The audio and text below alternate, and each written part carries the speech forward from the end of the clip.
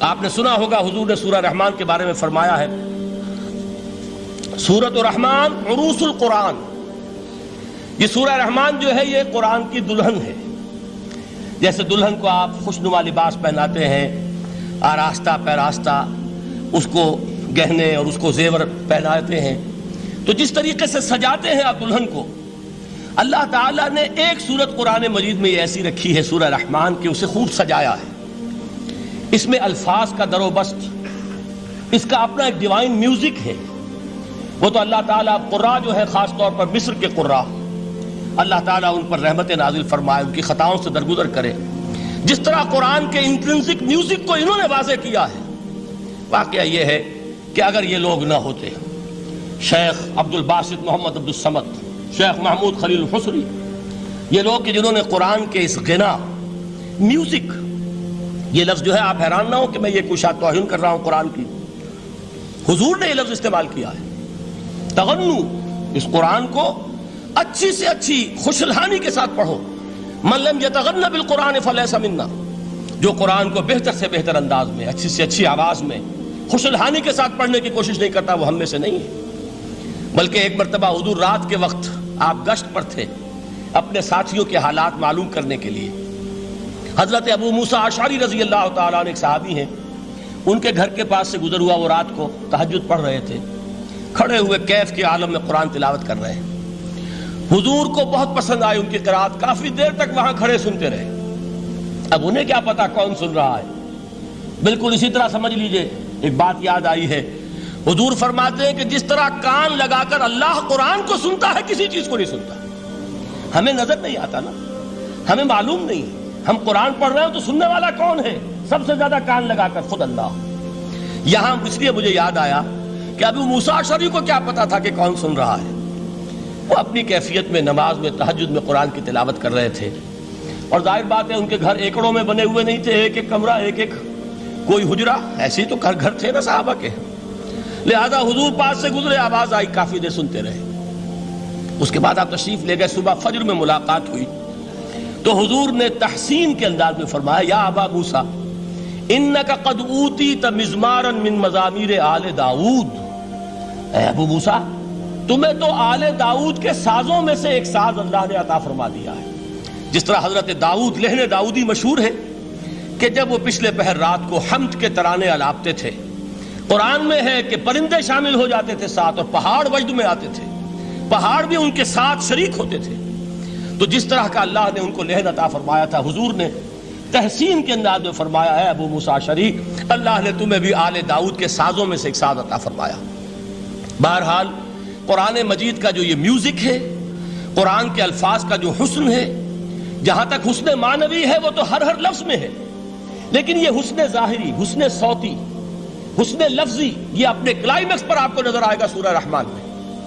لیکن قرآن میں یہ سورت اس اعتبار سے بھی ممتاز ہے، اس کی 4 آیات پر ذرا توجہ کریں گے، عجیب حقائق سامنے آئیں گے۔ جہاں یہ قرآن مجید کے حسن صوت اور حسن لفظی کی معراج ہے، وہیں اس کی پہلی 4 آیات میں 4 چوٹی کی چیزوں کا ذکر ہے، سب سے اونچی چیزیں۔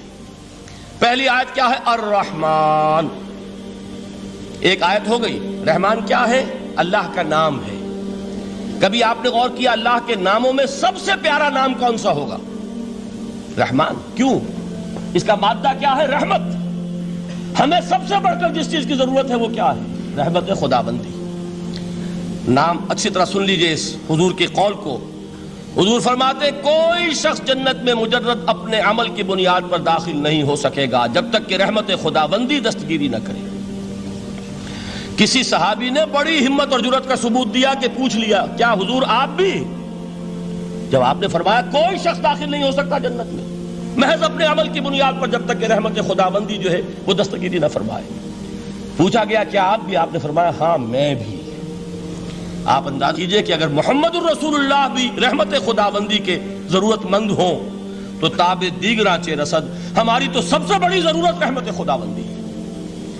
اب یہ رحمت جو ہے قرآن مجید میں اللہ تعالیٰ کی یہ شان 2 الفاظ کے ذریعے سے آتی ہے، رحیم اور رحمان، اور کوئی مادہ نہیں ہے جس سے 2 نام بنتے ہوں اللہ کے۔ لیکن یہ مادہ ہے واحد رحمت کا کہ جس سے رحمان بھی ہے رحیم بھی ہے۔ رحیم صفت مشبہ ہے، رحمت دائم ہو جائے گی، مستقل ہوگی تو رحیم کہیں گے، اور رحمان اس میں رحمت کی ہے وہ شان ہے کہ جیسے ٹھاٹھے مارتا ہوا سمندر ہو، ہیجان کی کیفیت، طوفانی کیفیت، رحمت خداوندی کا طوفانی جوش، وہ ہے رحمان۔ آپ تو رہتے اس علاقے میں ہیں، آپ کو معلوم ہے عرب اگر بھوکا مرا جا رہا ہو تو کیا کہے گا؟ انا جوعان۔ پیاسا مرا جا رہا ہو انا عطشان۔ بہت غضبناک ہوگا غضبان، غضبان آصفہ قرآن میں آیا ہے، بہت غضبناک۔ رحمان جس کی رحمت جو ہے جوش میں ہے، ٹھاٹھے مارتے ہوئے سمندر کے مانند۔ تو یہ اللہ تعالیٰ کے ناموں میں سب سے پیارا نام۔ اب آگے چلیے، الرحمن علم القرآن، رحمان نے قرآن سکھایا۔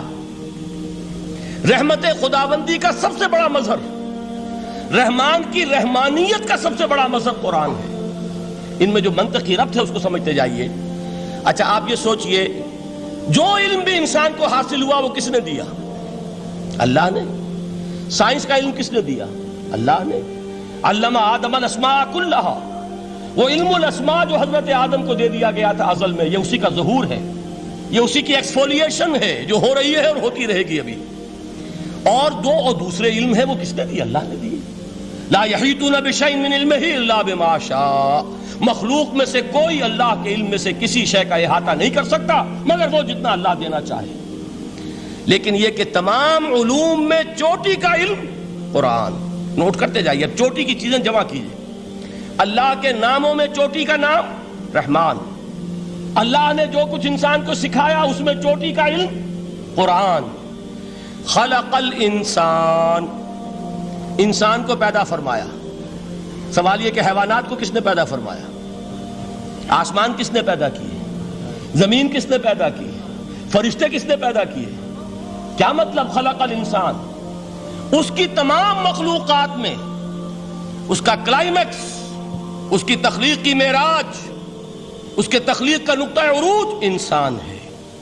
یہ ہے کہ جو مسجود ملائک بنا ہے۔